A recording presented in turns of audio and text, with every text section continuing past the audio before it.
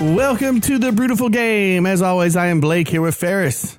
Hola. And Ron. What's happening? And it's our pre-turkey special.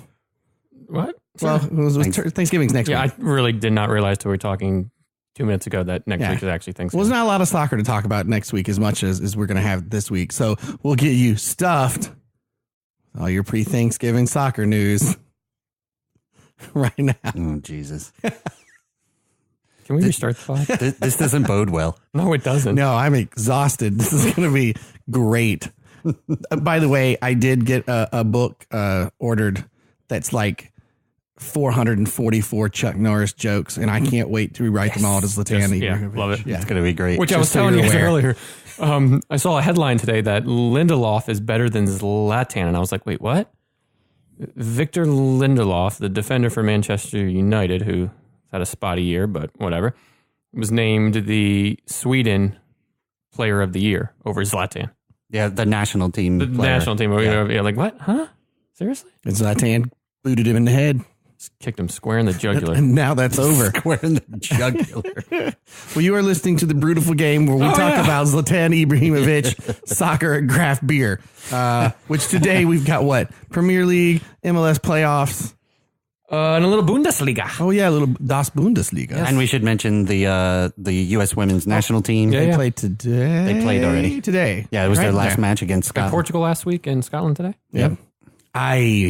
All right. Well, on that note, I believe beer has the Ron. On that note, I think Ron has the beer today. Told you I was a little tired. So I have a treat for you. It's actually going to be 3 different beers today. Ooh. 2 of them were essentially brought back or smuggled back by a friend of mine. Allegedly. I like that. Yeah, allegedly. No. I mean, it's not against the law. It's still smuggling, but it's not against the law smuggling. Anyway, so a friend of mine brought this back, and to conserve some, baggage space, they brought 1 can of each of these 2 beers. And they brought me one that is a lot more like the Australian version of Coors Miller. And then another one that's a very highly rated craft beer from the Great Ocean Road. So we're going to start with the Melbourne Bitter. So is this their... This is the Coors... This is their version of like a Coors Miller... But like the ubiquitous thing everyone drinks. Yeah. That's what it is. Yeah. Okay. Got you. So it's brewed by a company called Carlton and United Breweries, which is a subsidiary of the Foster's Group, which is a subsidiary of Sab Miller. And so if you know anything about your beer companies, Sab Miller was acquired by Anheuser-Busch /InBev in October of 2016. So it's essentially same thing in Australia as they have here. Gotcha. So we're going to give this a whirl. Well, we're only going to do a tasting of it. Right, because we just have one 12-ouncer of this, right, to split amongst us. Tinny as the... but look at that can. That's so not American. No, it's not. And what I mean by that is, like, for mass produced, it's a very simple, label. Makes you think of, like, the Tennent's Lager in Scotland. Right. Like that kind of vibe. It's very similar to the Foster's Australian logo. Oh, yeah. Shrimp on a bobby. Shrimp on a what?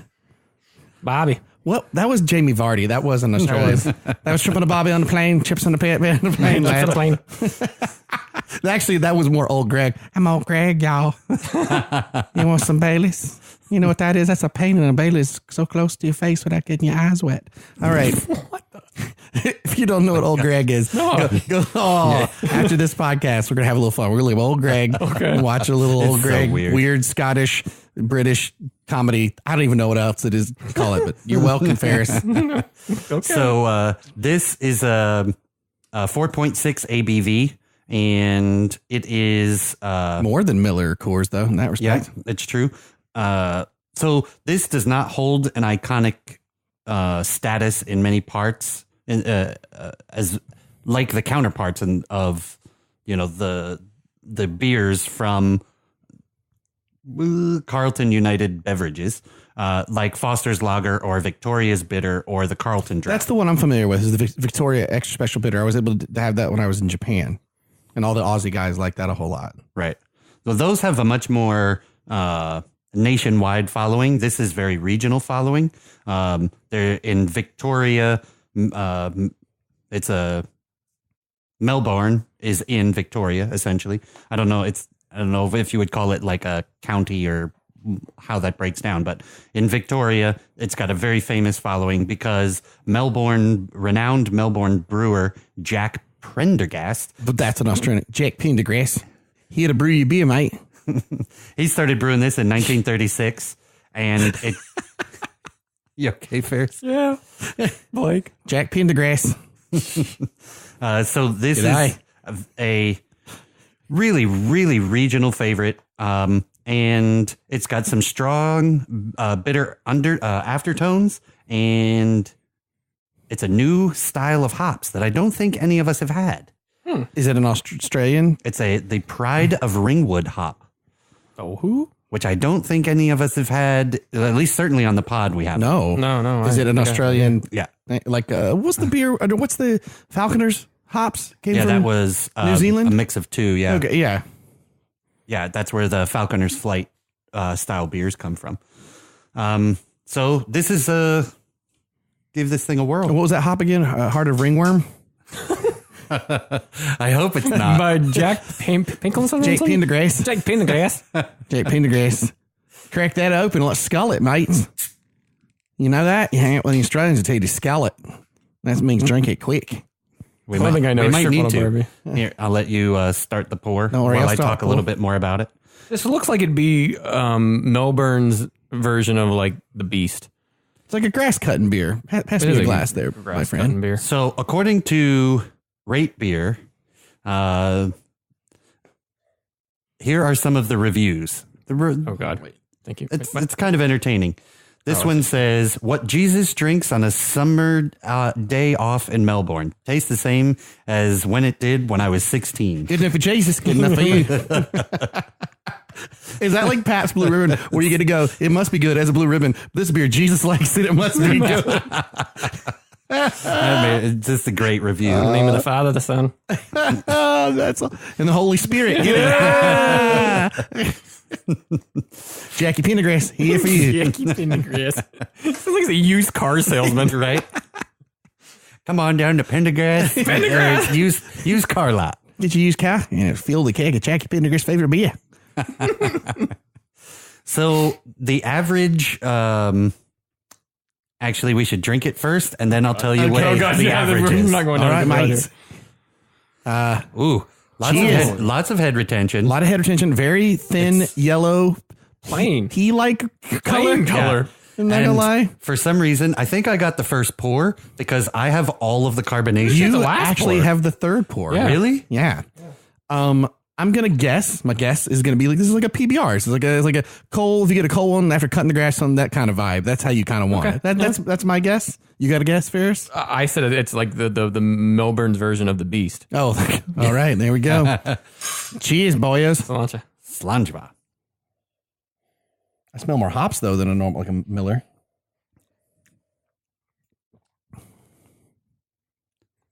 So there's not a lot of taste to it. It literally looks the way it tastes, like just plain.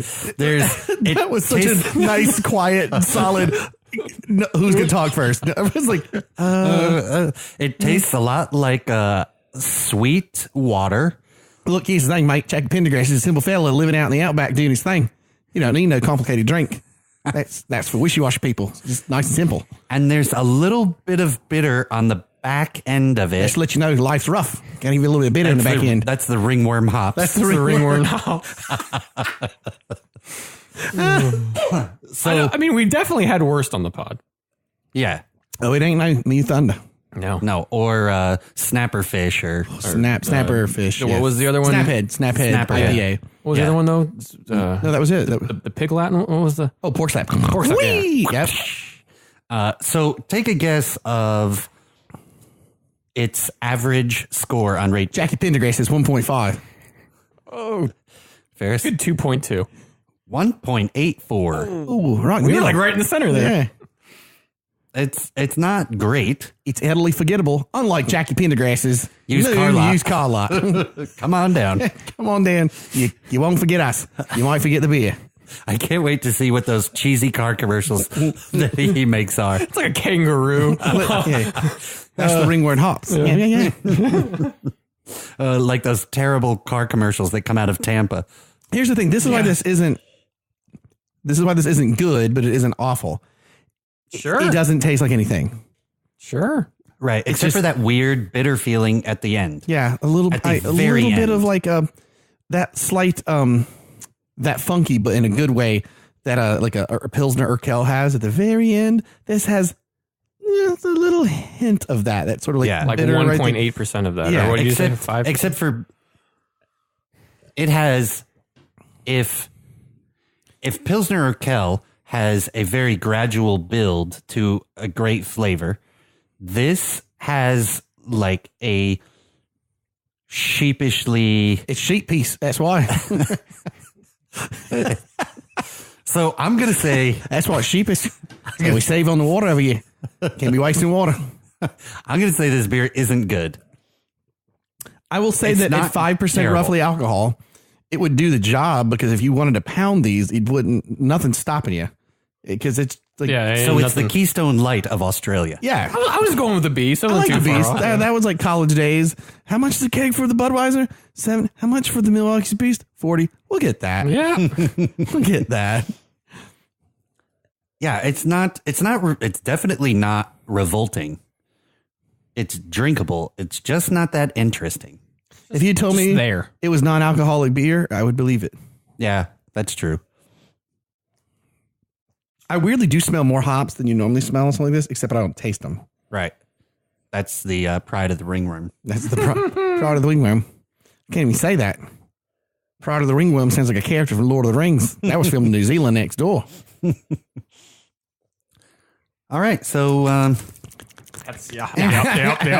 So I have a feeling we won't make it very far into the Premier League news or conversation before we switch beers, because we're gonna need to get rid of that one. you're gonna need to. Cleanse the old palate. Yeah, I was gonna say cleanse the hell out of this thing. Old Jackie Petergrass says, "You're gonna make it in the outback. Life's tough. Drink tough beer. This isn't a tough beer. It's just disappointing, like life can be sometimes. Just teaching you lessons. A nice crisp cold. Too bad. This is what we have. You know, he could be the used car salesman, or it could be A guru. a story time. Story time with Jack Pendergrass. He's like the granddad that's like done way too much. Like that doesn't. None of that adds up. You can't have done all those things. So Premier League loot. God bless. I cannot talk tonight. It's been a long 79 days. I don't know. It's been a long time. Brain doesn't function. But we're gonna move on to a little Premier League news. We cover the top 5 matches from week 12. And boy, who'd have thunk?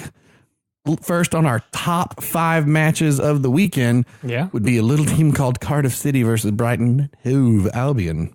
Cardiff City, big win here. They're kind of Brighton and Hove actually have had a pretty decent defense. Yeah. And they've had a pretty decent year. And Cardiff does not have an offense. No, They or much of a defense. They need to keep this.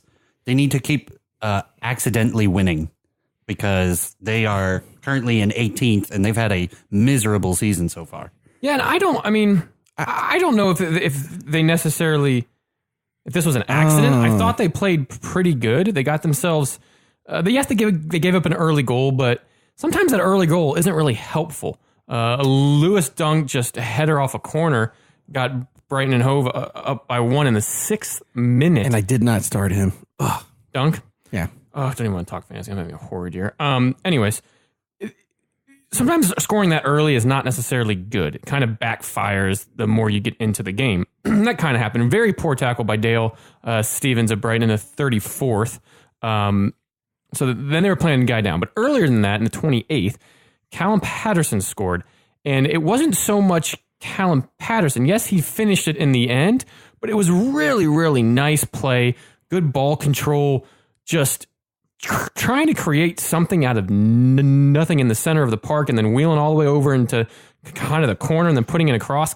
Kadeem Harris really made that play happen. And that's kind of what Cardiff City needed, because Ron, you were saying that their offense this year hasn't, or Blake maybe, it hasn't really been existing. It hasn't existed at all. This was needed because he basically created this goal out of nothing and did it himself. And he was a little bit fortunate. Took a little bit of a deflection off the cross in, but that's what they needed. And that kind of jump-started it. And then the card in the about 10 minutes later certainly helped. And then Saul Bamba in the 90th. Lovely goal to finish off Brighton, and Cardiff get a much-needed win and get themselves 8 points now. Still in 18th, but definitely a much-needed win for the Blues. After you finishing talking about that, I know what this beer, I got it. Okay. This beer tastes like their first 11 weeks for Cardiff. Okay. It's there. It's beer. It's not good. I think it's a little harsh to Cardiff, but I would probably go Fulham. But I mean, well, it could go Cardiff. Yeah. It's like, I mean, yeah, because then you finish the beer, they get the win, right? So it's like finishing the grass, and you're like, oh god, okay, this is cool for like the 30 seconds after a hot day. But now I'm have to finish the beer. I have to finish this. Yeah, no. Well, and I don't know. I mean, they won this game obviously, but like Fulham had more points than them at this point until this win today. That bottom situation is just dire. Yeah, there's some. I feel like it's really bad teams down there. Really dire, really early. Yeah, it's looking. And I realize that there are a couple of clubs like Crystal Palace stuff. They barely have enough points to keep themselves out, but. I will be surprised if this Cardiff City, Huddersfield, Fulham, the way that it's sitting, I'd be real shocked if that's not like the top 4 or 5 look like the top 4 or 5. They're all in the plus gold. Come on, top 6. Bournemouth's going to stay there, man. They're going to stay. And then you go down to the bottom 4, and it looks like everybody in the bottom 4, bottom 3 are supposed to be there. You're on minus 13s, minus 16s, minus 20s, 3 points, 7 points, 8 points. And we're not going to really talk about Huddersfield and Fulham. I think Huddersfield drew and Fulham lost. But yeah, it's a really dire bottom 3. And those are the bottom 3 that you might see. Like that could very well be it come May. Because I don't really see them getting a whole lot. If Cardiff can maybe string together a few wins here, maybe. But other than that, I don't know. Yeah, I think the bottom 4 teams, Southampton, Cardiff City, Huddersfield, Fulham, I think they're going to be the ones that are fighting the relegation the entire time. Yeah, and you know what's really weird? And something I thought about the other day, we're 12 weeks in, and I don't know if this is any sort of record or not. Not a single manager has been sacked yet in the Premier League. Oh, that's true. Didn't we hit like 7 by this time last year? So it feels like probably, it, right? It feels like it. Feels like there was half the Premier League sacked their managers last year. Not a single manager has been sacked thus far. And for teams playing that bad, you have to think something has to give here. Yeah. Sooner or later, at least I can't remember Fulham's manager's name, but minus 25 points in 12 games in, he could be sacked. So this is interesting. In the table right now, every team that is in 11th place or lower, so 11 through 20, has a negative goal differential. Don't look at the table, Ferris. No, I'm not. Because I have a trivia question for you. Every team 10th or higher has a positive goal differential except for one team. Do you know who that is? Manchester United. Yeah. I didn't know that. Yeah. That's crazy.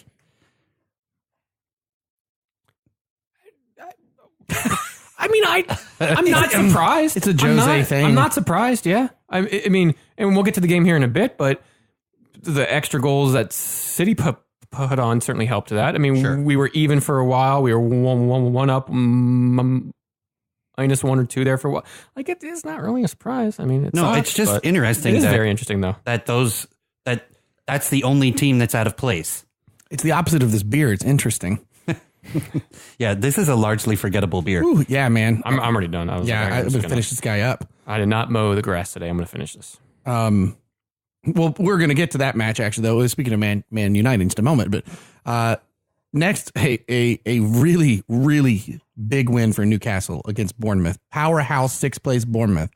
Man, Newcastle needed some wins. They have gotten 2, right? Watford and then Bournemouth. Who is this? Newcastle. Yeah. Sorry, real quick, going on to what Ron and I were just just talking about. So this time last year, right after 12 games, Frank de Boer, Craig Shakespeare, Ronald Koeman, Tony Pulis, Slaven Bilic, what's that? 6, 5? We're all sacked at this time last year. They're doing pretty good this year. Not a single manager's been sacked thus far. That's crazy.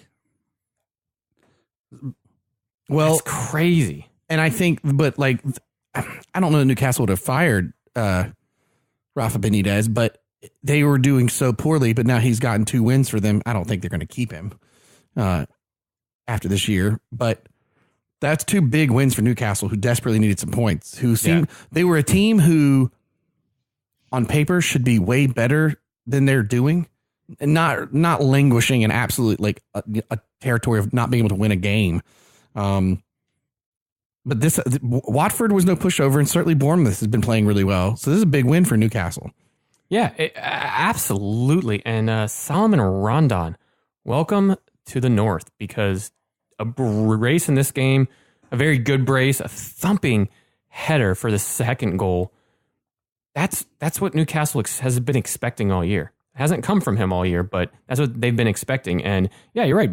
Bournemouth being up there in 5th or 6th, that's a big win. And Bournemouth on now a little bit of a slide, just a little bit, because remember they lost to United the week before last, and kind of a late win. They were outplayed for not if they were outplayed, but didn't convert their chances and gave up some goals that they haven't in the earlier part of the year. It was definitely one of those games where you were watching it. I don't know if you guys did, but it was very much, oh man, nothing is just going the way. You know, it just felt like it was a loss early in the match. It just seemed like one of those where that whole any given Sunday, so I think that was a Saturday, it just wasn't going to happen. Yeah, and Bournemouth had the lion's share of the possession. They were doing everything right, but getting it in the net. Yeah. I mean, they did really well on all the stats. They just couldn't make it happen. But that's huge for Newcastle. Yes. Especially now it's a little bit of a streak for them. This is 2 in a row. So, you can get a couple more of these, and their schedule coming up is, I think they have Burnley next when we come out of the international break. No, Bournemouth? Oh, yeah. Burnley, West Ham, Everton, Wolves, Huddersfield, Fulham. So not a terrible run. And that gets you through until Christmas. And then you start hitting like Liverpool, Wolves, United, Chelsea. So you really want to pick up some points here in the next 5 or 6 games. You can probably nick points off of Burnley. You might be able to against West Ham. Everton, probably not. Wolves, probably not. Huddersfield and Fulham, you can probably nick points. If you nick points in at least 3 or 4 of those games, and not necessarily all wins, but get a point here, 3 points here, you get yourself, say, 7, 8 points in that span of 6 games. That's pretty good before you get into the second half of the year and start playing a little bit tougher teams. I think it's possible that they have the ability to take points off the Wolves. The Wolves aren't quite consistent. They are playing better, but I think there's a game in there. Well, they show up with some that stinkers for sure. Yeah. I think they could nick a few more points, but it's gonna take a lot of work. I still think this is it for Benitez. They stay in the Premier League. I don't think he's going to be around. I think it depends on the ownership. What happens does Ashley sell? Does Ashley open up his pocketbook and allow Benitez to spend a bit? That's kind of a big thing for the Magpies at the current moment is, will somebody come in and buy this club under Ashley so that he can get free of kind of what a lot of fans feel like up there is a burden to him. It's just a business and one that he wants to keep continually in the black and there and whatnot. Or, did somebody come in, buy him out of it and go, okay, we're going to spend a little bit more. I think that's really more so what happens on whether or not Benitez stays. Well, I think if they're doing well, nicking draws and a few wins here and there, I think they'll keep him around much longer. But if he slides, I don't think he's going to last the entire season if they have a 4 or 5 game route that they're just getting annihilated. I don't think he gets sacked, but I think he could. I think he'll leave. Walk away. Yeah. On his own. Yeah. This moves us on over to Chelsea. A whole bunch of blue. Chelsea and Everton. Was it Chelsea that had the cool checkered training kits on? Pre-game, like the blue and white checkered, looked like it was a German Oktoberfest going on over there. Yeah. But they draw at home against Everton. Well, I'll go and say it because your title for this, your headline was, sorry, set a new record for an unbeaten Premier League start, but Chelsea can't manage to win against the Toffees. Yeah, they broke a record, but it did kind of feel like a loss for Chelsea. It felt like a game they should have won. Everton haven't been, what's the word I'm looking for? They haven't been pushovers, but I feel like a club like Chelsea should have, that should have been an easy victory. Yeah, and Pickford had some really good saves in this, which definitely kept them in the game. None of them were all that. I mean, yes, he did. He certainly had good saves, but none of them were. It wasn't very creative play from Chelsea. We were flat the entire match. We weren't creative. Willian had the best shot on goal for us in the entire match, which was saved. But the other ones just weren't. It just wasn't that creative. I did feel like the set piece towards the end of the first half was quite smart. If you watch that again, it is one that is off of the training pitch. Yeah. It had I don't know if it was Hazard or you had another runner who kind of, right before the ball was kicked, did a looping run out and around. Ball got played to him, then the ball got crossed in, or however, it was very smartly like X's and O's done, and that forced Pickford to make a good save. But yeah, for the large part of the game in terms of open play, there wasn't the Chelsea that you would have expected in this match. Right. No, it felt like a situation where if Chelsea was like ranked first and they're against the number 2 team, but they're close in points and they just laid back to get a draw. Except that wasn't the case. I don't know. Right. It's weird. Yeah. Which uncharacteristically, Chelsea's been pretty fun to watch. Well, I mean, we've played 12 matches so far, and this is probably the only match so far that you're like, we should have won this one, but we were terrible. And I won't even say we were terrible. We were just kind of lethargic. And the Toffees just weren't that good. Yeah. But yes, Pickford had a couple of good saves, but So this is really the first out of 12 matches where we're having this conversation. So all in all, there's really nothing to complain about. No, the problem is it's just hard because it feels like losing 2 points when Man City is just rolling. Correct. So to keep it competitive. We should have kept this so that we should have won this so that we were tied or just above Liverpool in the table. You would have been above with goal differential. Yeah. Yeah. No, absolutely. And because Man City just, woof. Plus 31 goal differential. I know. I don't think they're going to win. They're not going to win like they did last year, but it might still be just as impressive. Sure? You sure? I just don't mean like with that many points, but I don't know. They could. Good grief. This moves on over to the Arsenal hosting the Wolves. Yes. Yeah, to a 1-1 draw. Late Mkhitaryan goal. Fun goal, actually. Who came on as a sub, right? Because he didn't. Mkhitaryan did come on as a sub. Yep. He hasn't been having a great run. He kind of lost his starting position. This kind of to me felt a bit in a similar way to the Chelsea one. I feel like this is a game Arsenal should have won 2-1. Yeah. And just didn't. There were opportunities. There were those like FIFA game moments where the ball's like all over in front of the net and it just won't go in. You had 71% of the possession. Yeah. It just seemed like there was no reason for Arsenal to win this game. You just didn't do very much with it. Yeah. In the same respect, though, the countering from Wolves was fantastic. They generated 13 shots, 5 of which were on goal. That counter was quick. It was It slowed Arsenal down, too. It kind of chilled them a little bit. And Wolves have had a good defense all year. So some good saves again. But I think we talked about it earlier in the year. This is a game that Arsenal probably would have lost last year. Sure, or the year they'd have given up, and right. they played but to at the least end. score a late goal and get something out of the game, so it doesn't feel like a complete, loss. This is a tie for them that, feels more like a win, in a way. The Wolves? No. For Arsenal, for Arsenal in this match, yeah. Okay, saying coming back previously, in years past, Arsenal probably would have lost this, and then it's that's still at 12 weeks in, and what is it, 16 unbeaten now, 15 total. in all competitions. It's something like that. Unbeaten, yeah. That's the biggest difference between with Emery as opposed to where Wenger was the last couple of years is they don't stop playing. Yeah. Mm-hmm. And another thing you don't see is when something doesn't go their way, like the ball drifts just wide, or you don't see that pouty frustration. Well, they're not at each other. Yeah. And you really want to know how good Arsenal's doing right now? Mkhitaryan when the time's that goal scored? Mkhitaryan scores that goal in the 86th minute when I think that we're going to lose. That goal goes in. I'm like, holy crap, we might win this. Right? Yeah. I would never have said that last year. I would be like, hold the ball, just hold the ball, get a point. Right. But like, that's not, and they did press on and tried to, I mean, they did not just hold on. And it was positive subs too. It was positive subs. Mkhitaryan came on for Kolasinac. That's another big, huge difference between what did you say? The Wenger days. Kolasinac. Between the Wenger days, those subs didn't happen, or they happened so late. Aaron Ramsey came on for Ozil, but in fairness, Ozil wasn't having the best of games. And Aaron Ramsey as a sub this year has been very, very good.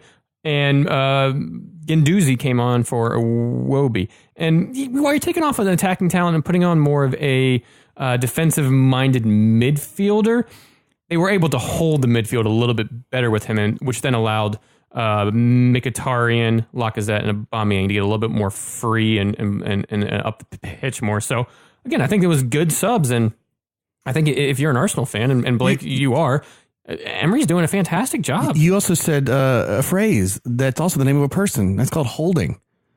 A guy that has been very quiet on Arsenal, who's doing great now, especially when the complaints have been we don't have a defense over at Arsenal, and he's been looking really good. He's kept Papadopoulos on the bench for a few games now. Papadopoulos is going to be hanging out with Jackie Pendergrass soon. So a funny thing about Arsenal, I was flying home from Japan, and I was flipping through the the TV on the flight, and they had the British Fever Pitch. So you guys know the American movie Fever Pitch? Yeah. It's Jimmy Fallon and Bradley Cooper? No. Blonde, very famous actress. Charlize Theron. No. From The Mask. Right? No. Wasn't it her? No. Samsonite. Drew Barrymore. Way off. Drew Barrymore. Anyway, and essentially in the movie Fever Pitch, the American version, Jimmy Fallon really likes baseball. He meets this chick who's Drew Barrymore. She has to get used to his predilection for baseball. They kind of fall in love. She runs through the last game of the World Series to tell him how much she loves him and all that, happily ever after. Well, the British version, which came out before this, before the American version, it's going to be the better version. Steal everything. The Office, House of Cards, coupling, Friends. Yeah. It's about an Arsenal fan played by Colin Firth. Thank you. And if you enjoy. Did you watch it on the plane? I watched it on the plane. Okay. I thought he was going to say like he sat next to Colin Firth or something on the plane. No. But what's funny is Arsenal, the fans are so self-hating and so beaten. It was so funny to listen to Colin Firth's character talk about Arsenal the way we talk about it now. And that movie was made in 1997. Yeah. Oh, yeah. It's hysterical. That's what I'm saying. That's why this feels so different right now under Emery now is because there is a different And that would have been just before the Thierry Henry and Invincible Before seasons, all right? that. Yeah. So because like the difference now would be this 1-1 draw under that old attitude would be about all dropping the 2 points, all about like letting a lesser club, and instead it's been, hey, you know what?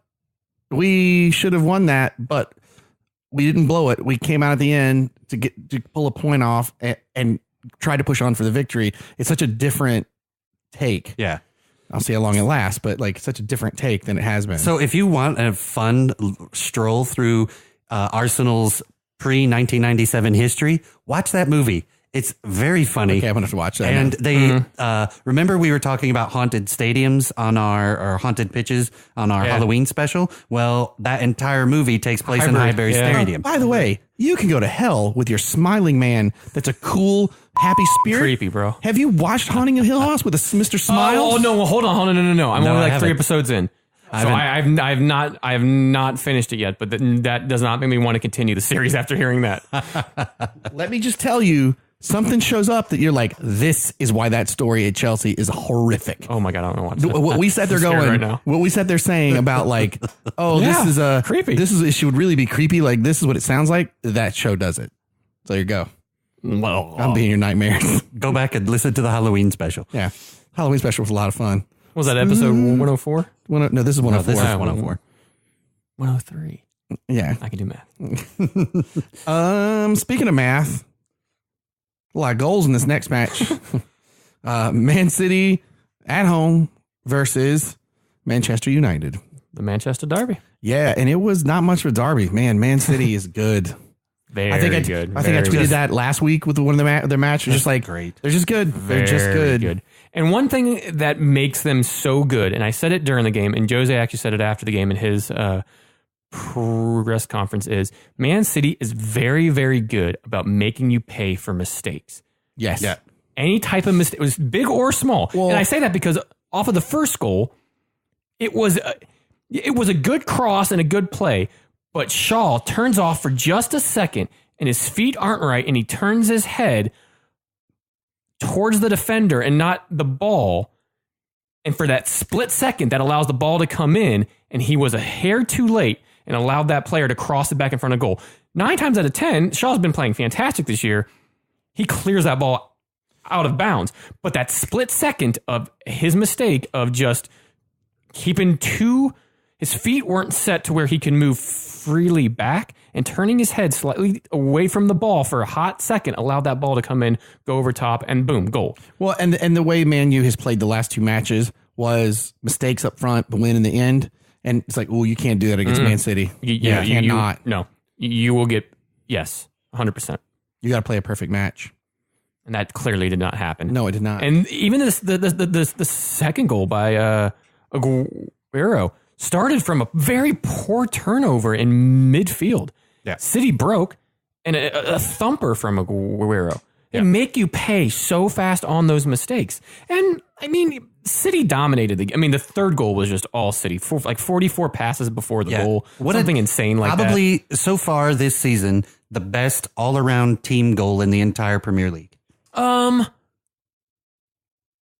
Not quite. I think so. And Blake, we'll touch on this in a second, because when Blake gets back in the room, which I think he's in right now, I think the best team goal so far, while that 44 passes is up there, I think the best team goal came for Arsenal when Ramsey actually won the goal of the month this past month. I think that was, to me, the best team goal of the year. I think it was against Southampton, maybe, where they flicked and dinged it up the entire pitch, and then Ramsey finished it off with a back heel. To me, that was the best team goal. I don't think so. Only from the standpoint of there was no early pressure that they had to work out of.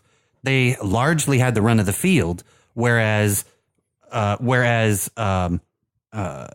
City was keeping them under pressure a much longer part of the time. And they had to play these back and forth passes in tight spaces. That's why I think this goal scored by Gundogan is the team goal of the season so far. It's certainly up there. That's Man City playing an awful team, whereas Arsenal actually was playing a pretty okay Southampton. Damn it, I hate you. Listen, it is frustrating. We're Manchester United. We should be a lot better. We're not right now. It is a rough time. I had to get one in. The tables have been turned. We've won a handful of the past Man City derbies, and for years dominated the league. Tables have turned a bit now. It is. You know, should we be playing better with how much we've spent, the players we have, the manager we have, the club that we are? Yes, 100% we should be. But we can't expect every year to be top. I mean, And let me ask this: did anybody go into this game thinking that this scoreline would be a surprise? Oh, no, I sure as hell what I didn't. expected. I mean, yeah. I think I'm a fairly realistic fan. There's no. I was hoping that we didn't get beat 5-1 to be honest, and that it was 2-1, and it was a penalty, and we converted it. And for a second there, you're thinking, all right, are we going to get a repeat of what happened last year when we came back and won? Yeah. No, and City didn't allow that to happen because they were so dominant, and then they put 44 passes together and scored this amazing team goal, and it was, I mean. City are the best team. They're the odds-on favorite to win the league. They're also the odds-on favorite to win the Champions League. Well, dude, you guys are going to be fine. You're going to be in the top 10. You've got 9 or 10 locked down. Damn it, I hate you. God. At this rate, I don't even know if we're going to be in the top 10. Well, hey, you're still in 8th, so. Yeah, I mean, we're there. Hey, you are within one game's. If Everton and Leicester win and you lose or draw, you're in 10th solidly. Yep. And if the Wolves win and you draw, you're going to be at 11th. Yeah. And we haven't had a bad past few games. We have not put together a complete game all year. We beat Bournemouth, where we're largely for most of the game we got outplayed by Bournemouth, but still pulled out a win. Okay. If you're a good team, you do that. And then we went to Turin and we did the same thing against Juventus. We didn't deserve to win that game. It was a snatch and grab. We grabbed all 3 points at the end there. So there is life there. There is talent on that team. It's putting together a complete game, not getting behind early, and you could still play that counter style where you pack it in, you play more defensive and then counter quick. Mourinho's made a career off of that, right? It's why he is. It's when you start so slow, it kind of puts that theory in question because, okay, well, now you have to attack to get a goal opposed to sitting back, keeping it at a draw, breaking and then getting one, and then breaking again and getting two, and then it's just like Mourinho the wants to floodgates win. open and you can kind of, right. Yeah. So he's got to start scoring goals. Boom. That's my John Madden. thank you, John. So at the end of that match, I think the frustration is getting to an unlikely player because I don't ever remember seeing a time when Juan Mata. Oh, that was No. But that was I think that was Sterling being a That jerk. was Sterling being a jackass, and How- you don't do that. And all Mata was trying to say was, don't do that. Get your win, it's fine, but don't do that leg over bullshit in the 95th minute when you're up 3-1. You've clearly ate us off the park. There's no need for that, and it was confirmed because Pep went straight out to Sterling afterwards and got in his ear and was like, you don't do that. Oh yeah, Sterling was mad that Pep went out there and berated him. But Pep's 100% right. I got went out there and go, you don't do that. Pep was like, we win honorably. It was kind of cool, to be honest. It was kind of a cool moment. I think it wasn't frustration from Mata. It was like, hold on, no, I'm going to stand up for the team that I'm on right now. We wouldn't do that against you. Don't do that against us.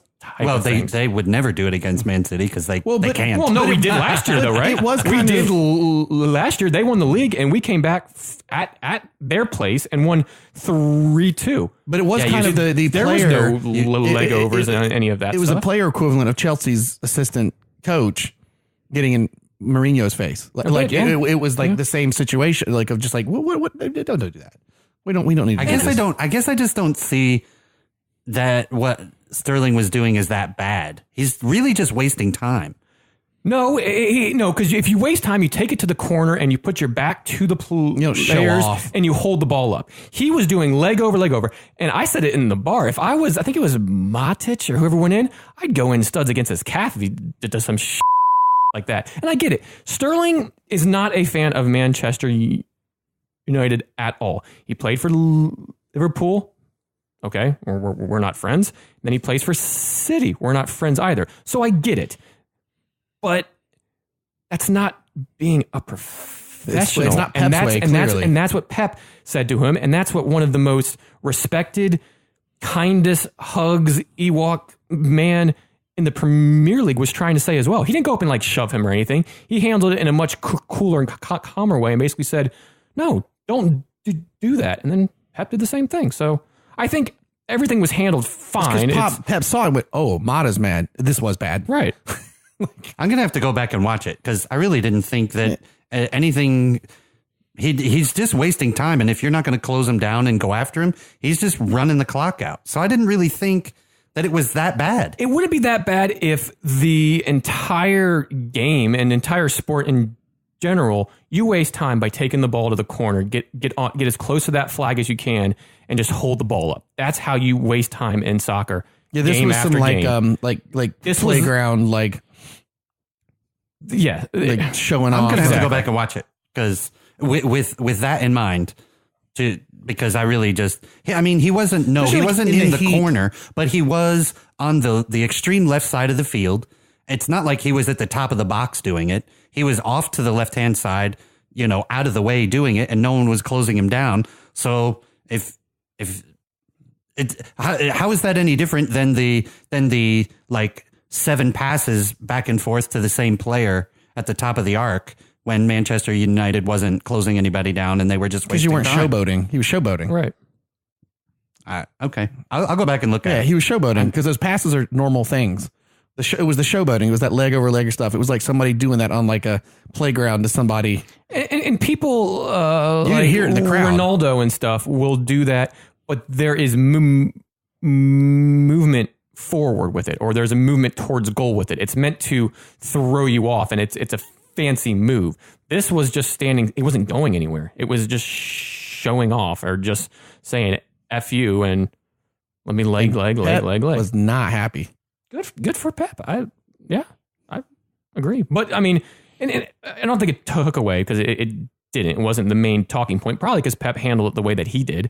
But City were by far the better team.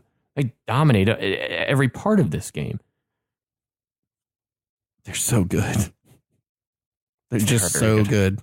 And by the way, they didn't have De Bruyne. They didn't need him. Now they're like, oh, we don't need. We thought when he was out, oh, this is people's chance to like. Jesus wasn't in the game either. Nook Company. I'm forgetting somebody else too. Sane came in as a sub. Yeah, it doesn't matter. Everybody they've got's good. God, yeah, it's insane. What wasn't good was that beer. Can we please get the other beer now? Yeah, I was trying to look up that Raheem Sterling part. I think also if you just watch the clip, you need a longer clip because part of it also was in the run of the game is also where it felt like, oh, come on, dude. That's not, And NBC, I don't know if it's NBC or whoever their broadcasting partner is, stayed on it for a while, and after the game followed Pep out there. Like you got to see the entire thing kind of play out, and then it was, like I said, it wasn't really a point after the game because of it got taken care of. Yeah, right. Well, I'll go back and look at it. Just didn't seem like. Yeah. All right, so the next beer. Dun dun dun. So tasty, I hope, because that other one was this not. This one I think will be way better. It's from Sow and Piglets Brewery. Man, the last time you had it, oh my god! Oh. The last time this man had a pig on a beer was not good. There's no pig on the beer. It's Piglets. It's called Sow and Piglets, and there's a reason why it's called Sow and Piglets. So, in the Great Ocean Road. That essentially starts just south of Melbourne, and it's very famous. I'll show you guys some pictures of it. Jackie Pendergrass taking on a tour. Join Jackie Pendergrass's tour of Ocean Road. You can ride in one of his one of our sponsors of the Brutal Game. You ride in one of his used car vehicles. So this is a session IPA with some very aromatic citrus hops in it, and it's brewed by Sow and Piglets right near the 12 Apostles. On the Great Ocean Road. 12 Apostles is a gigantic rock formation that's famous. You've seen it in tons of movies. And this is, so before it was actually called the 12 Apostles, it was, the rock formation was called Sow and Piglet because it looks like kind of the mother area of rocks and then all the little babies that follow it. Right, so that's why it was called Sow and Piglets, and then it got changed to until Jackie Pendergrass went on tour and said, Sow and Piglet sounds like crap. 12 Apostles sounds classy. We're going to change the name. So this is Jackie Pendergrass. So this is a brewery on the Great Ocean Road, which is kind of the Australian version of the Pacific Coast Highway. I love the simplicity that's of the awesome, can. Yeah. Yeah, the can is really good. It's so simple. It's just a silver bullet, basically, with the green label across the bottom, and then their logo is just a simple ring of like the barley with the hops in the middle. It's so simple looking.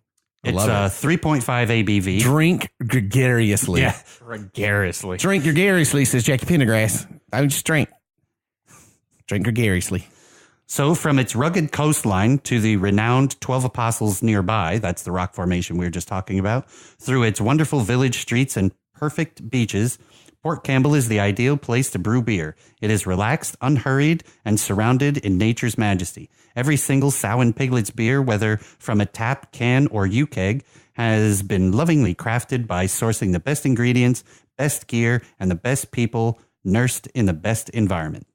It starts with cool, fresh air coming off the Antarctic to the south and culminates the end process with a consistent temperature via unique Sow and Piglets cold chain delivery system. That's awesome. That's really cool. Yeah, so we only have one of these, right? we only have All right, so one. I'm going to start pouring this around. It's a The tab can looks so old school. Like the yeah, tab like on the it. one you Oh, just wow. peel off. Yeah. So this Oh, that made a good sound. Oh, guys, Yeah. this is old school. oh, it does the whole top peels Oh, off. look at that. It's like a barrel in here. That is so awesome. Okay, get a picture of that because that's just cool looking. Hold the tab again. So this it's so you a can see the beer in it. single hopped IPA session IPA. So there's not in typical session IPAs there are more than one variety of hop. This is a single hop variety. So it's all Amarillo hops. The typical tropical hop flavor is achieved by hopping at 3 different times during the boil, after the whirlpool, and then the dry fermenter. So it keeps that at a nice So cool. 3.5 ABV, and it's very highly rated. So I'm so excited. This can't pull top tab. I'm just Yeah, like, that is looks wicked. like that looks old school right there, guys. Now, what I like is this is 3.5 ABV. Why? This is Look at all called a that session. sediment, though. yep, It's called a session IPA. And something that's been bothering me lately, I have gone to get session IPAs at places, and they are super hoppy and like 5% alcohol. I'm like, that's not a session IPA. That's just an IPA. right. So this smells flipping amazing. Oh, yeah, it does.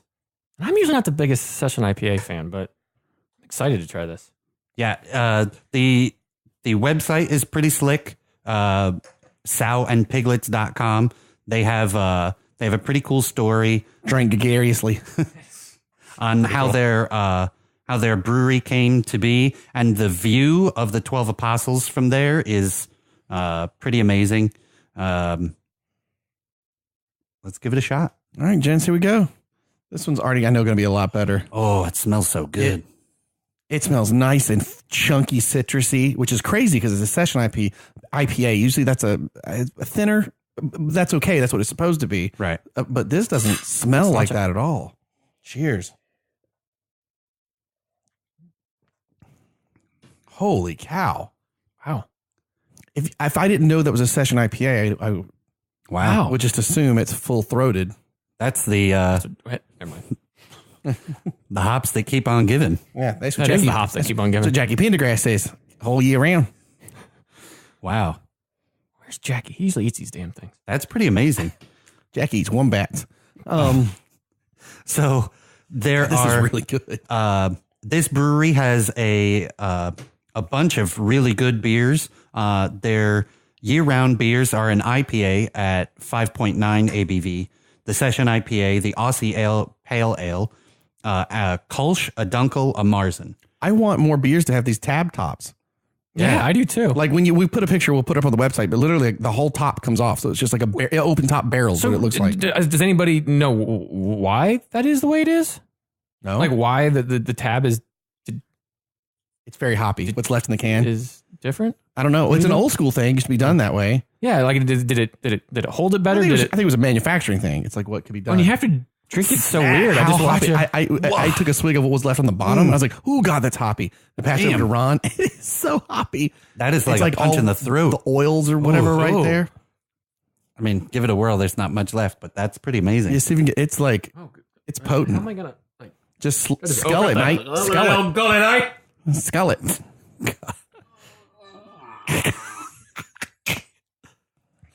Woo. Yeah, right. Yeah, that gives you a shiver. That's an aftertaste too. Wow. Wow, it's still kicking. Yeah, that's much. 3.5 ABV, by the way. That's much better than the other. Oh God, that's still kicking. That's much better than the other one. So they have a few seasonal beers IBU's 24. That's pretty high for a session. for a session, yeah.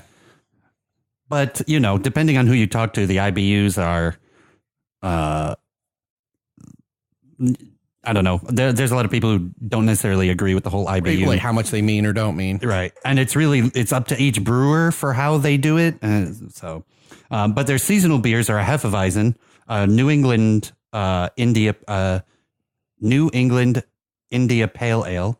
They have a Christmas beer, which is 4 different grains. So it's probably kind of a quad. Aren't you going to New Zealand soon, mate? Yep. I'm just saying Christmas is around the corner. Jackie Pendergrass might need some under his tree. They have a Nitro Irish Red. That's kind of interesting. A Nitro Strawberry Stout and a Chocolate Porter. A nitro strawberry stout. Yeah. That sounds delicious. It's an oatmeal stout infused with pure nitrogen and freshly picked strawberries from Tim Boone, which is probably a local place.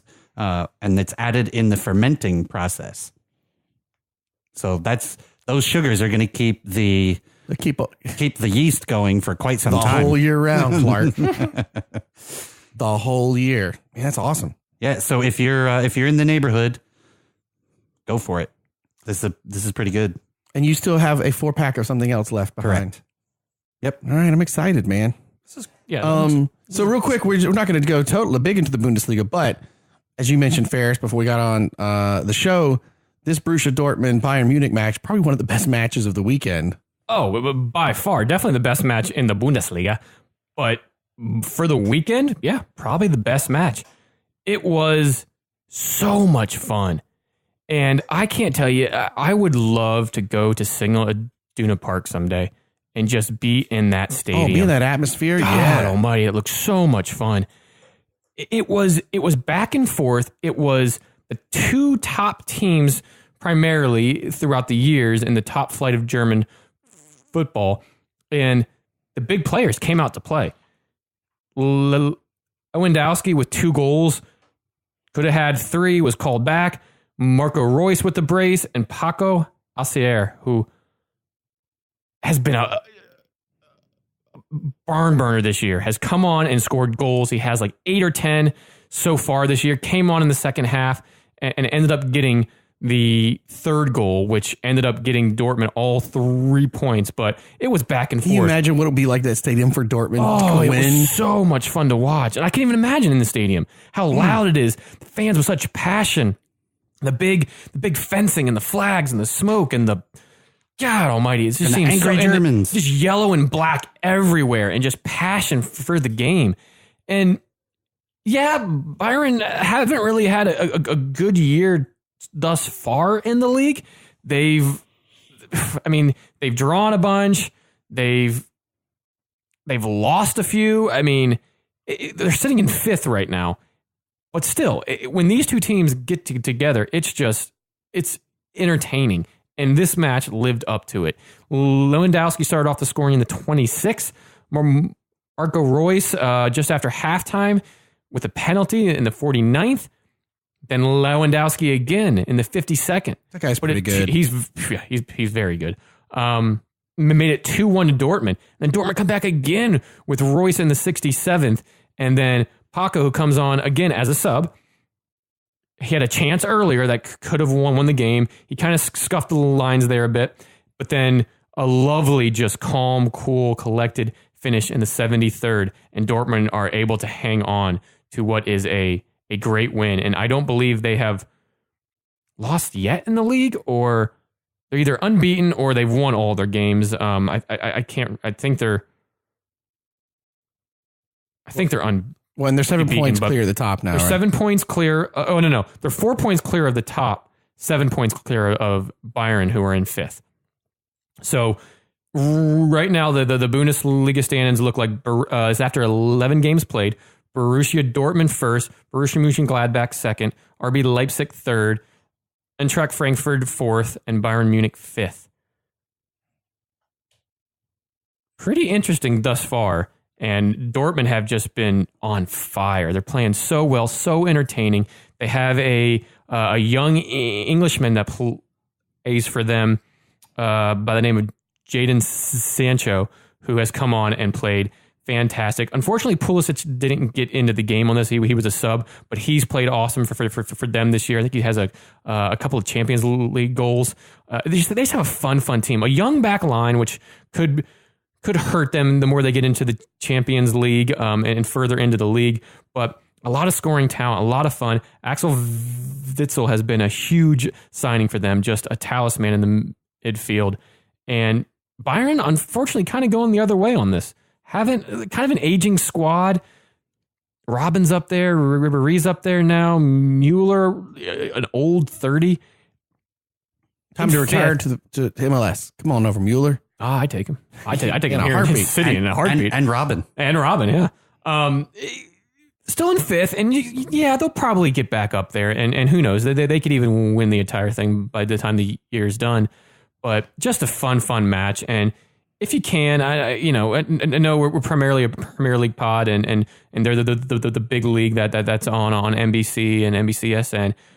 Turn to FS1 and FS2 on a Saturday and Sunday morning, because there are some really good German games on. How many games played so far for them? 11 by everybody thus far. And Dortmund, kind of similar to Man City in the Premier League, but they are on a plus 21 goal difference. Nice. Good grief. That's a lot of goals. Bayern on a plus 6. So they're on the lowest of the pluses in that top 6 there. So it's a fun league. Get a chance. Watch them. Well, we have some another beer we have to get to, and some MLS stuff. So we should dive into MLS so we can get to this other beer.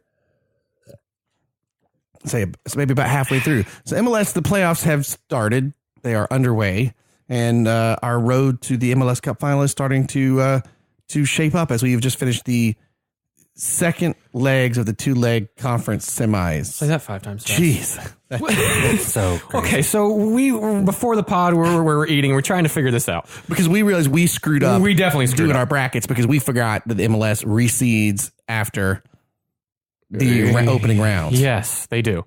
Which, yeah, completely. It's like they set up the bracket, but then, they reseed. So, Ron, do you want to try to go over how that is? So, in the realm of typical MLS, everything's more complicated than it needs to be. Let's talk about some allocation money right now. Wait, targeted or non-targeted? And what's the found other- players? I found Wayne Rooney. No one knew he existed. Yeah. Nobody knows. No one Discovery knows. rights. That's what it is. Yeah. no one rights. discovered. I discovered Zlatan Ibrahimovic. No one heard about him before then. Who discovered Ronaldo? That's the question. Oh, man. He's nobody random. It's so weird. So anyway, It'll be DC United. It'll be Ronaldo and friggin' Wayne hanging out again. I think he's more likely to go to a LA or a NYCFC. He's going no, to Ronaldo loves him in Disney World. He's coming to Orlando. No, he's not. He's going to Miami when that happens. Yeah, You're right. Yeah, That's exactly where he'd go. But David Beckham. Yeah. God, Ron, you're probably right. Yeah, that kind of makes me queasy too. All right, so we're just trying to figure this crap out. here we go. MLS playoffs. This is the breakdown And of how they work. and We're going to do our best. this We've is only been doing this show for like 104 episodes. Now we're finally breaking this down. this is basically right off the MLS soccer website. So the MLSsoccer.com. Explain to Jackie Pendergrass. He's from Australia. He doesn't know what the rules are, Ron. Let him know. He's still not going to know the rules after this. All right, so now that the top 6 teams in each conference have separated themselves from the rest of the pack, it's all about seeding as each team's path takes shape. Seating's hard in the outback. Life's rough. So the top 2 teams in each conference have qualified directly to the conference semis. And then, so they have a week-long break, and that serves as, the reward for their regular season performance. Meanwhile, the other 4 teams in each conference face quick turnarounds for the knockout round, which pits the number 3 and the number 6 seeds against each other, and the number 4 and number 5 seeds in winner-take-all matches, which is hosted by the higher seed. Now, what's important here is, and confusing, is that away goals do not count as a tiebreaker in the knockout round. Remember that, kids, the knockout round.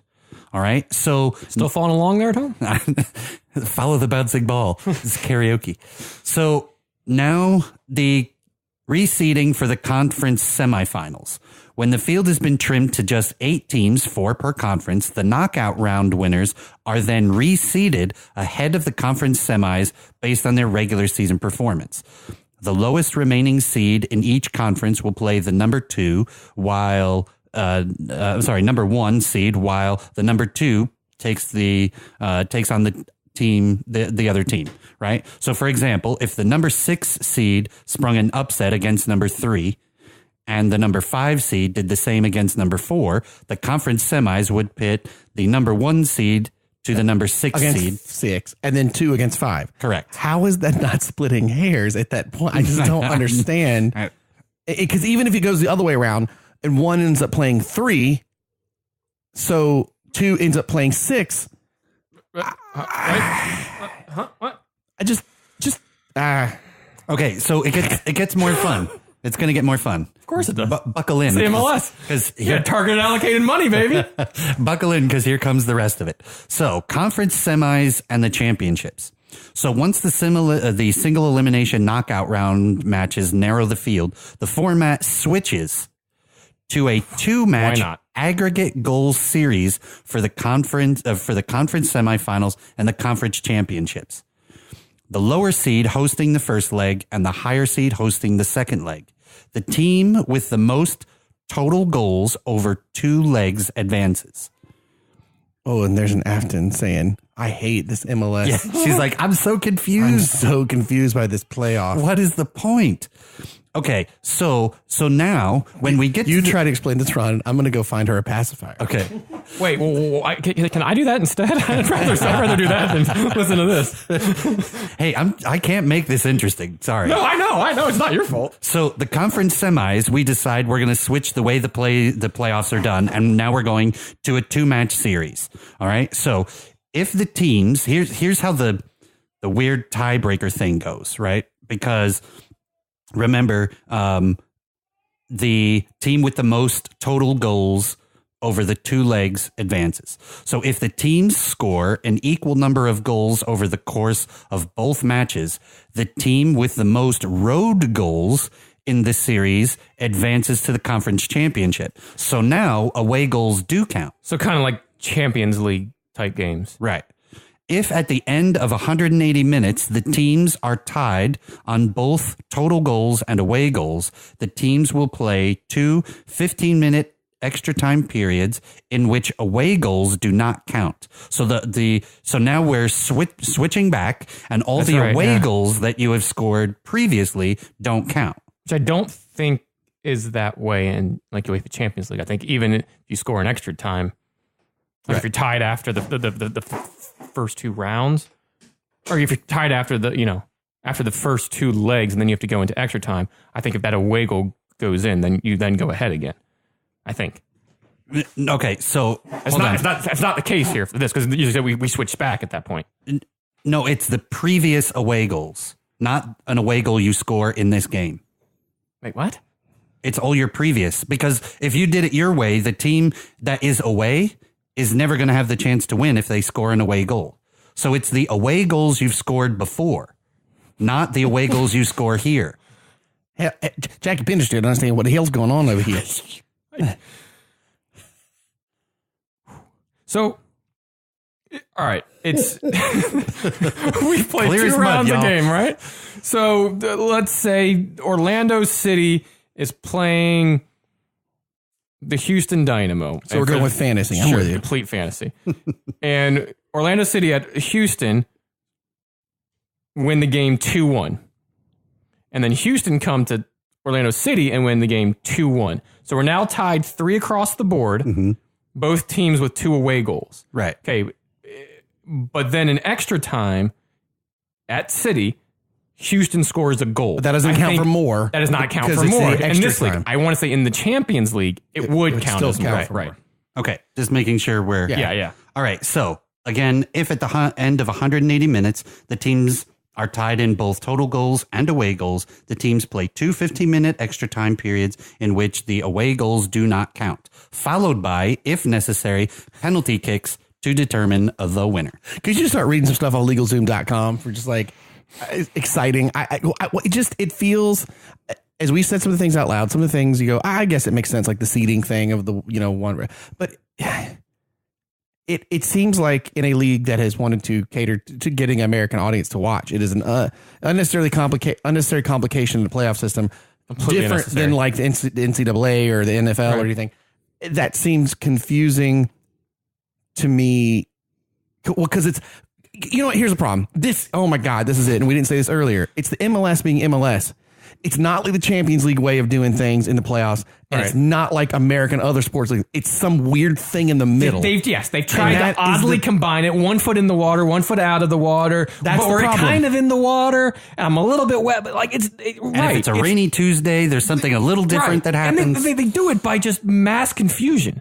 Because that's it. That's the problem. you have a knockout round, but you're in the playoffs, right? So, and that's only one game. But then in the conference semi, or what were the ones before? The conference quarterfinal? Like, why change it at the conference semis to then do 2 legs? If you're going to do 2 legs, just do 2 legs the entire damn way through the playoffs. Right. Or if you just want to play one game like we do in the NFL, for instance, and you get number 1, you get the home field advantage all the way through, or however, then just do it that way. But then don't try to go half in and half out. Right. And then away goals here, away goal. Yeah, that's it. That's the problem. We were sitting there talking about like what was bugging us about it earlier. It's that it's neither thing. Right. So if it was the Champions League kind of thing, you could, even if people in America were a little like, oh, how does it work? You can say, well, this is how it is done. And there's nothing to point to with this. This is just this weird thing. Yeah, it's a weird amalgamation. So people in Europe are like, what the hell is this? And people in America are like, what the hell is this? Like, so there's a lot of what the hell's. Just wait. It gets better. Jackie Pendergrass can't wait. So the MLS Cup now. So after more than a month of paring down the 12-team field to 2, on Saturday, December 10th at 8 p.m., they're going to do the MLS Cup. The MLS Cup's format, a winner-take-all match hosted by the team with the most regular season points. So we go back to it again. Right. Is, that's familiar in most sports for us in the U.S. Like the knockout round, though, away goals don't count.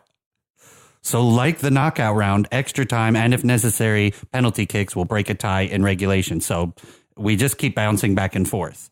Once a winner is decided, there's only one thing left to do, and that's lift the trophy, and the season ends. Confused looks on everybody's face. Right. So the season ends with a, huh? So people go, just tell me when it's time for the conference finals, and I'm at the Final Four. Just tell me that. I think, you know what I mean? Oh my God. It's bizarre. I just don't understand. Right. So with all that said, when we were doing our picks last week, so if you're right, there was if the top 6. It's not like filling out a bracket because you can't figure the crap out. But if the top you have to wait for the 6 first round of games and then each go in, why not just make it that the 4 each actually go into a playoff with the 2 legs, but the 5 and 6 have a play in, just like the championship or whatever. Do you know what I mean? Right. Anyway, I don't understand why they just don't pick one and make it easy for the fan to follow. So it screwed up our picks because we had done picks kind of we did it single elimination. Yeah. Right. We did single. Right. Well, but even I think even knowing like it would be 2 legs, we said who's going to win of the 2 legs. Even we thought it was going in a specific Red Bulls order. wouldn't have played NYCFC because of the higher seeds, and then figuring out that math equation, algebra, geometry problem again. So okay. After the knockout stage, can we please get that last beer? My head hurts. Very good point. Okay, let's do that, and then let's go into that so we can actually talk about these last matches. All righty. Because Ron has one more beer. Last beer, and this is a beer from inside the U.S. It's from Jackie Pendergrass. Don't know about that. He's about to learn something. From Pennsylvania. One for you. This is a fun can. Oh, that looks. That's for you. What? What is this? Okay, so this is This made is a cool name. by a brewery called Tattered Flag Brewing, and it's in Middletown, Pennsylvania. The beer is called Knife Fight in a Phone Booth. Nice. And it has... Jackie Pendergrass does know being a knife fight in the phone booth. That's not a knife. This is a knife. So on the label is 2 hop buds. They're having a dog fight. Yeah, it's like World War II stylish planes. Right. And so I didn't know what Knife Fight in a Phone Booth was. So I went and looked it up. And Knife Fight in a Phone Booth is essentially a dog fight. If you get into a dog fight with a more nimble opponent than you, this goes back to World War II. It was slang that they would say, I was in a knife fight in a phone booth with this other pilot. So it just became, this is a knife fight. And so it became a... Now we'll bring a gun to a knife to a gunfight. It became a basically military slang. That's awesome. So these guys... I love the like cartoony and then the very like almost German style, the knife fight logo. Yeah. So these guys this is the Tattered Flag is a brewery and still works, and it's owned by veterans. And essentially, the two owners dreamed up, they basically said, when we get out of the military, they were fighting in the war in Afghanistan, and they said, if we ever make it out of here alive, we're going to open up a brewery in our hometown, and we're just going to make beer and live peacefully for the rest of our lives. So that's exactly what they did. So they have... Ron just made it our Veterans Day special. Exactly. That's right where I was headed. Yeah. So this one is a 6% ABV. It is an India Pale Ale, and it's pretty highly rated. I'm going to drink these from out of the can. Yeah, so am I. I'm really looking forward to this. Yeah. I love it's a simple, just silver tall boy with just... What's cool that the craft brewery is getting access to, you can slap a sticker on it so you can do different small runs of craft beer as opposed to like a printed on the can. I'm sorry, did you say, is this one of their normal run beers? Yes. Or is this... Okay. It's a year-round beer. Their kind of about us slogan is, we specialize in handcrafted, house-made, award-winning beers and spirits that we serve alongside our diverse brew pub and gourmet coffee menus. Ooh. Our historic building in Gettysburg, just north of Gettysburg, and friendly and knowledgeable staff offer a unique and welcoming environment for any occasion. We invite you to come #raise a flag with us. Oh, that's awesome. Very cool. All right. Let's do this. And thank you, gents, for your service.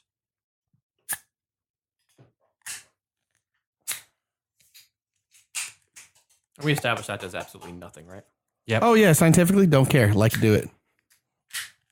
Oh, she smells good. Mm. Oh, yes. I'm pouring it out. Oh, man. It's got a real dark yellow. Good head retention. Yeah. That's a pretty looking IPA. What would our Aussie friends say about that? Jackie Pendergrass. This is raised glass. Skull it, mate. Need some good head retention. Look at that. It's beautiful beer. Unfiltered.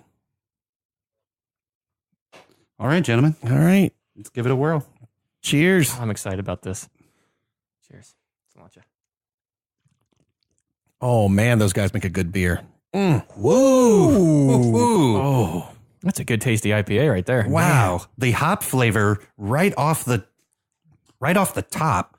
And then it's so citrusy and juicy. It subsides right into that citrus flavor and loses so much bitterness. Man, yeah, that's great. Freaking fantastic.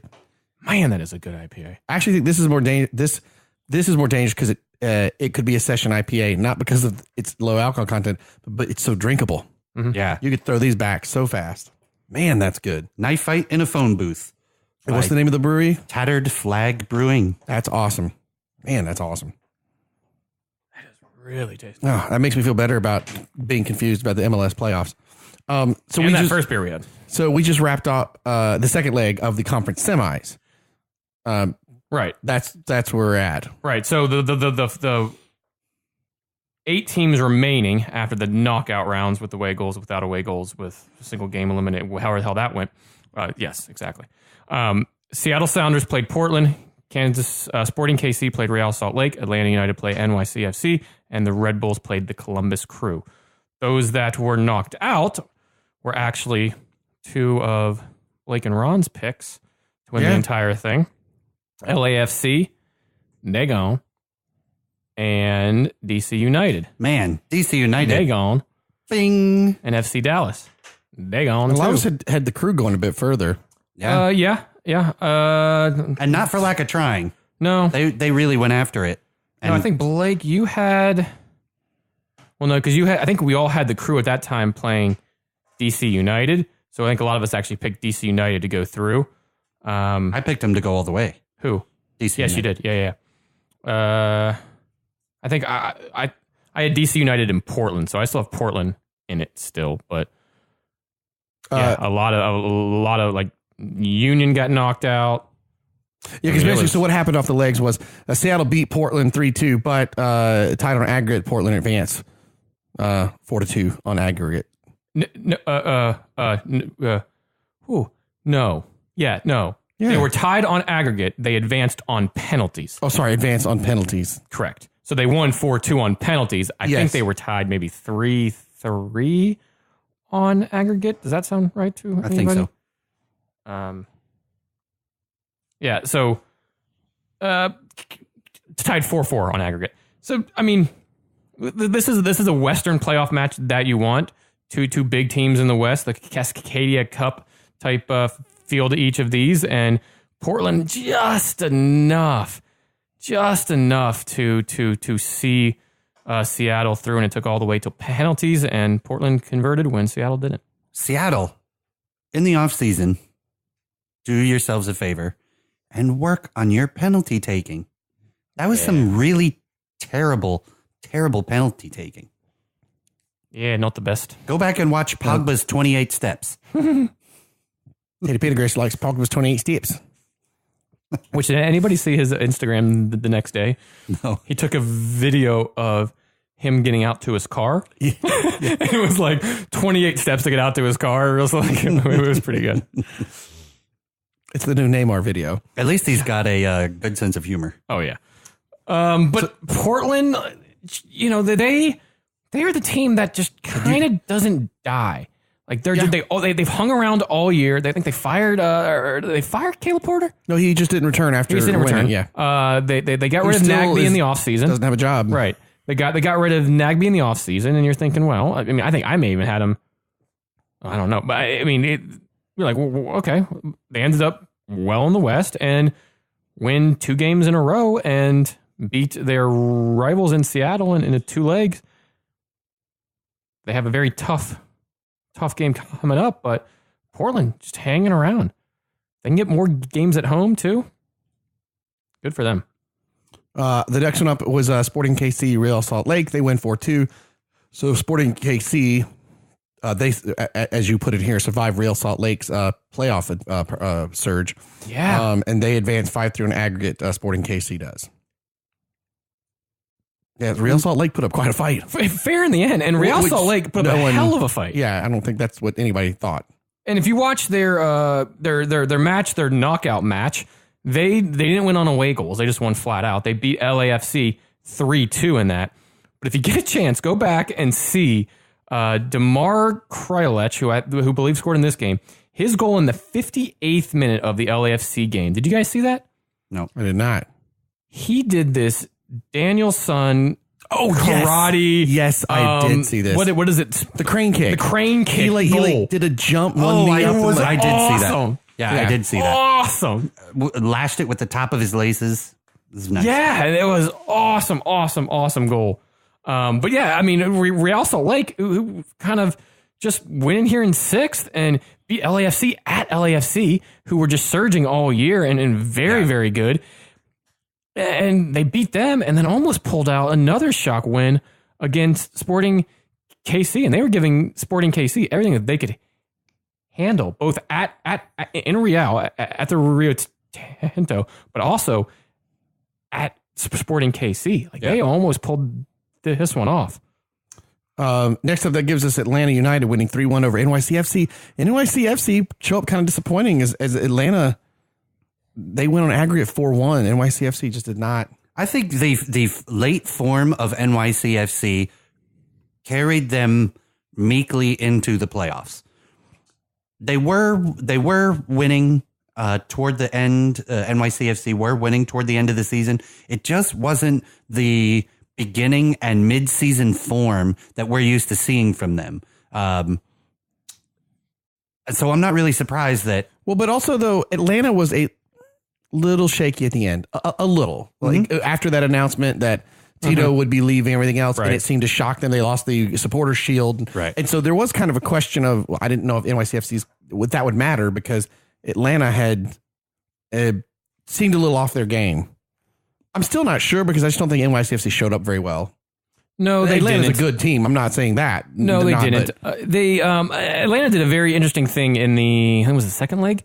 They man-marked Maxi Morales for NYCFC, kind of their little Argentinian playmaker, I think. And they man-marked him for a majority of the game and just frustrated him. So NYCFC wasn't really able to create anything. Also, David Villa really didn't have a good season this year, where he's been stellar for the past 3 or 4 seasons. He just did not get off the mark all year. I don't think he may have gotten 1 goal in the playoffs, but really did not have that good of a year. And that's probably right for NYCFC. That's what you get for playing soccer in a baseball stadium. In a baseball stadium, you don't know what to do with yourself. On the worst pitch imaginable. And then finally, that gives us Red Bulls. They win 3-0 over the Crew. And the Red Bulls looking pretty good. I think that last game was the only snooze game of the playoffs, really. Well, I mean, not if you're a Red Bulls fan, though. I mean, but yes. There was just nothing that really stood out about this particular match.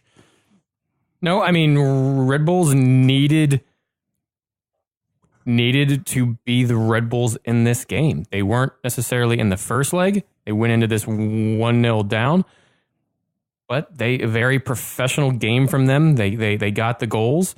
Nothing from for BWP, but Alex Mule and Daniel Royer, who have been fantastic for them all year.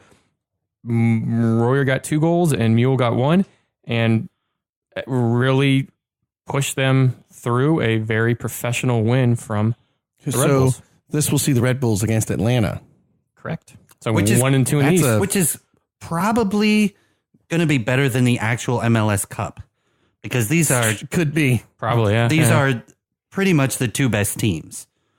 I mean, Sporting KC is certainly up there, but I don't think their matches are going to be nearly as exciting. And it'll be Sporting KC against Portland. Although I think you have Seattle there by accident in our little chart. Huh? What chart? Your little playoffs thing that you put down. What? No. What? No. The chart below was just the bracket that we picked from. That was just reference. Just to kind of show that it didn't end up that way. So the Red Bulls weren't going to play NYC if because everything got reseeded after that. So how the bracket looks when we pick it is not actually how it was because everything gets reseeded. Yeah. But I agree. So now we go to a 2-leg conference finals. Conference finals. Conference no. Yes. Conference finals. 2-leg conference finals, which will be for the Red Bulls and Atlanta 5 p.m. on November 25th. So our Sunday after Thanksgiving. And then they're doing the international break, aren't they? Yep. And then Sunday, November 25th at 7:30 p.m. It'll be Portland and Kansas City. And I'm with you. I think this Atlanta Red Bulls game that's going to be the 2 matches to really watch. Yeah. I think both matches are going to be really good to watch. Portland and Sporting KC in the West should be a very entertaining match. Sporting KC, Children's Mercy Park, and the Portland stadium there, but very good home field. So ESPN will have the Atlanta New York Red Bulls match, and Fox will have the Portland Kansas City. Yeah. So who do you think's going to out of the teams left? I'm going to stick with Portland. I had them from the start of the playoffs before we went to 1-leg matches, 2-leg matches. Who was my pick all the way through the end? You had LAFC. Oh, yeah, I did. I don't know. I feel at this point it's going to be really tight, but I think Red Bull's over Atlanta. Yeah, that's a tough one. Ooh. So who wins the entire thing, though? Oh, that I think the Red Bulls do. I like it. I'm torn between the Red Bulls or Atlanta. I'm going to go Atlanta. So you guys are going to go against somebody in the East? Somebody in the West? Yeah. Either way, I mean, they should be fun matches. Oh, yeah. And we also want to say... I just don't... I don't see Kansas City or Portland falling to either Atlanta or Red Bulls in the final. That'd be my pick. So I really do think... Actually, either one of those two that win would host the cup, right? Because then you say the most points from the regular season, and each of them scored more than anybody in the West at this point. So So either way, somebody, it's going to be in the East. Yeah. I mean, sweet seeing that new stadium in Atlanta. Yeah. Man. Yeah.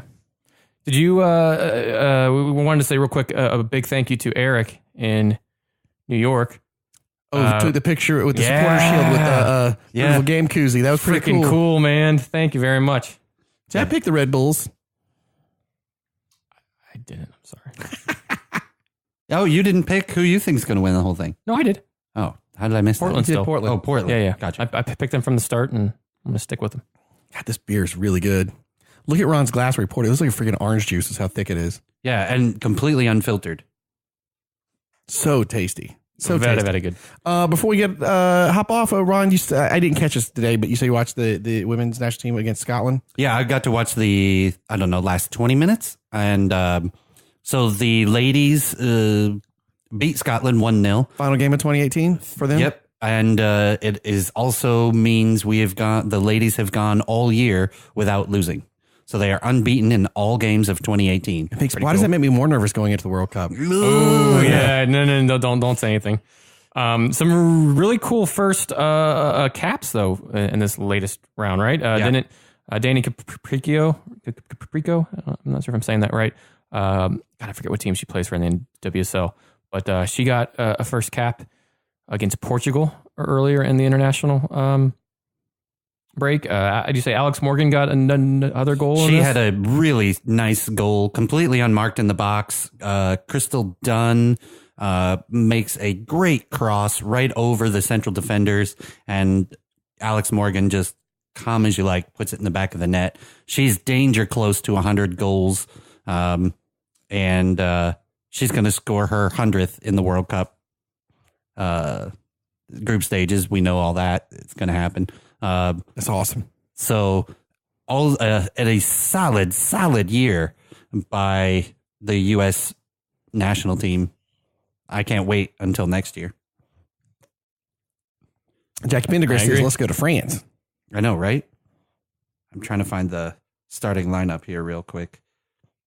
Our Rose Lavelle was in the starting lineup. She's gotten a start in the last few. Danielle Coloprico was the one I was thinking of.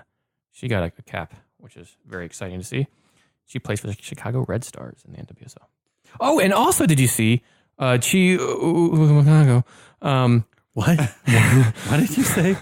Our Orlando Pride striker, Chi, got her first England cap and first England goal. Yes. That was very cool to see as well. What was her full name? Chioma Ubagago. I actually said that not too bad. Yeah, actually, I think it's pretty close. close. Actually not too bad, yeah. I can't find it. It's all right. Was that wrap us up then? I think so. All right, gents. Well, that was a good one. These beers are delicious. Almost wraps us up. Uh-oh. Reaching for the... Oh, God. Why did you Here we go. Well, before I get Didn't to he have one? Before I get to the book He had one this year. What was the one very early in the podcast? It's very... Oh, said it's our Thanksgiving special. We'll stuff you full of soccer news. There it is. And so it's, we'll finish up with this dad joke after we say where to find this. It'll be the gravy on top of everything. That wasn't even a dad joke. If puns are good enough for Charles Dickens, are good enough for me. So, as always, please leave us a review on Apple Podcasts or Stitcher, wherever you listen to us. Let us know you did. We'll get a koozie out to you. follow us on the Twitter, the Facebook. Go to the website, thebrutalgame.com. You'll find us, had a link with us there. Spotify. As well as Untapped. That's right. The show is on Spotify now. We're on Instagram. You can find us all over the place. Wherever we are, there we are. All next week, be following our Untapped. Oh, yeah. Ron's going to be overseas again for some adventures. Hashtag travel beers. That's right. I think that wraps us up, gents. Cool. All right. So before we go. Stop. Let's see. Oh, wait. No, sorry. Say it again. Stop. Okay. On this page. Okay, let's see. Oh gosh, these are there's a couple per page. Well, I'm sure there's a terrible one. Well, so. I'll ask which one you want to hear. Do you want to hear the pizza joke? Or? Nah, it's too cheesy. Walked right into that one. Boy, did you. Oh my, I did too, to be fair. Face first into that one, yeah. That's one of those things where, you see the cat running toward the glass door as it thinks it's going outside. Square into that one. So it's 2 for Tuesday, so. What do you call a knight who's afraid to fight? Wait. See if we can guess this one. Okay. A knight who's afraid to fight. Nothing's coming to mind. It's got to be something day. Like night and day. Oh, okay. So you're doing. You sure you don't want to day afraid? Surrender? I was way off. Oh God. 2 for Tuesday. One more. What do you? What? I don't even go for the book for this one. What do you call a knight that invented the round table? Circumference. The best is it's a math joke. No, I get it. I love it. He had me at math. That's great. That's great. Keep telling those jokes. That's actually pretty good. All right, wait. We're gonna do one more. Why are we doing these dad jokes then? Okay. Oh man, these are so bad. These aren't even. I can't even. This is terrible. What did the secretive bricklayer who was in prison want? What? Say that again? This is confusing as the MLS playoffs. What did the secretive bricklayer who was in prison want? Okay. To be a Freemason. Oy vey. That joke made my ass twitch. How did that one break Ferris? Yeah, it's so stupid. The circumference one got me there. Yeah. All right, no more. We're done. No mas. We're done. Fine. I wish I had like one more go to go on. No, just leave it right there. Yeah. You should have done the circumference one after that one. Is what you should have done. Yeah. Then they could have had math to end it and a good laugh. And this is a stupid segment of the show. But what do you call a cow with 2 legs? Lean beef. We call a cow with no legs. Ground beef? Yeah. What do you call a cow who just gave birth? Decaffeinated. Gotta go.